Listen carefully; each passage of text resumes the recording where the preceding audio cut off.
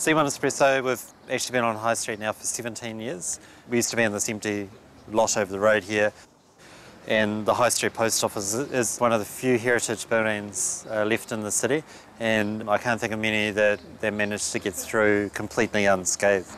The opportunity came for us to move into this space, which we were excited about because it's a heritage place. It tells a story like we do. We've been around for a while, and we took that opportunity to rebuild C1 in a different way. We wanted to be the greatest cafe in the world, and to do so we really needed to back up a lot of our stories through being sustainable and energy efficient. All these things made good business practice as well for us. We wanted to spend some money now to save some in the future. Sourcing of the coffee is one particular way you're more sustainable. It is.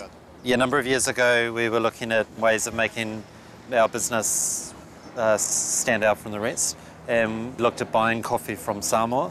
Turns out it put us on a bit of a journey of planting the coffee, teaching families who are in remote areas how to run a business, and their business is growing coffee, as well as we've branched into cocoa and vanilla and ginger that we can't grow in this climate in Christchurch.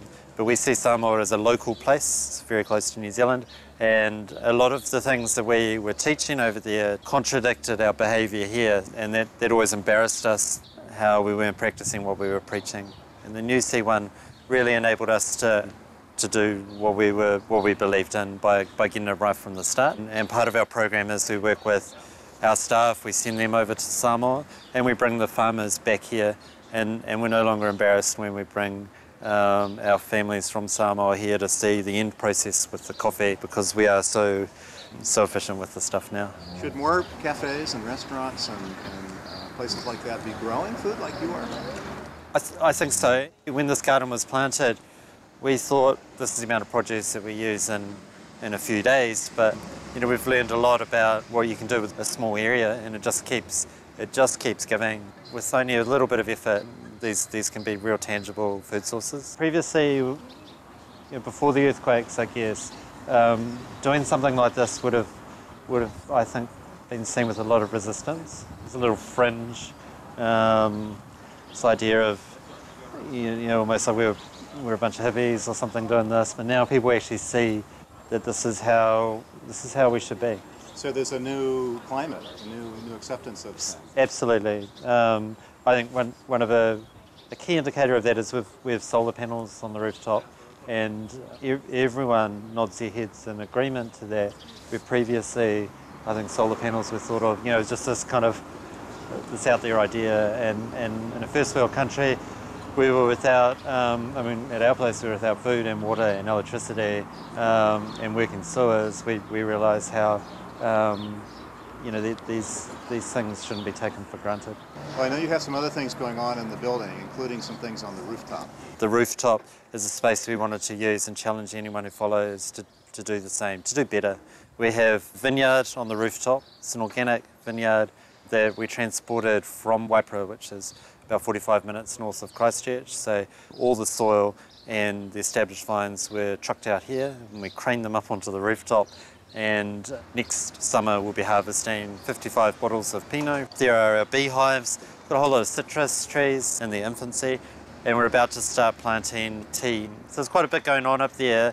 Some of it is, the produce is for us, but it's also, because the space is limited up there, it's about us telling stories. When we produce the bottles of wine, they're essentially trophies for something that people said would be too hard. They're a tangible, I guess, reminder of what can be done and the opportunities that can be taken in the city. It seems to have become the salon for all the creatives here. Yes, I'd like to think that we used to be in the old C1, but there was competition. So when people wanted to meet someone for lunch, it was at a number of different places. We are the CBD. There's very few things that are happening at the moment, and we've established ourselves in the heart of that. Did we cover all of the sustainability elements of the place? I know you were telling us a little bit about so. furniture and materials and Use of recycled materials? Yep, the cafe tells the story like through its design, so all the furniture is made from recycled elements either from the old building or from demolitions around the city. We do a lot of things like the heat from our kitchen and roastery is reticulated back through the floor, so the cafe actually heats itself using waste heat. The cisterns in the bathroom have sinks above them that you can wash your hands in, and that grey water flushes the toilet. The water supply is cut off to the city. We actually have our own water supply, and we have a generator that kicks in if we lose electricity. So the idea is that we're still able to keep running. So I think, a lesson learned for us is we've been closed for almost 2 years.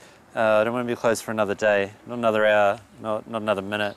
So we've set up the coffee shop to be self-sufficient.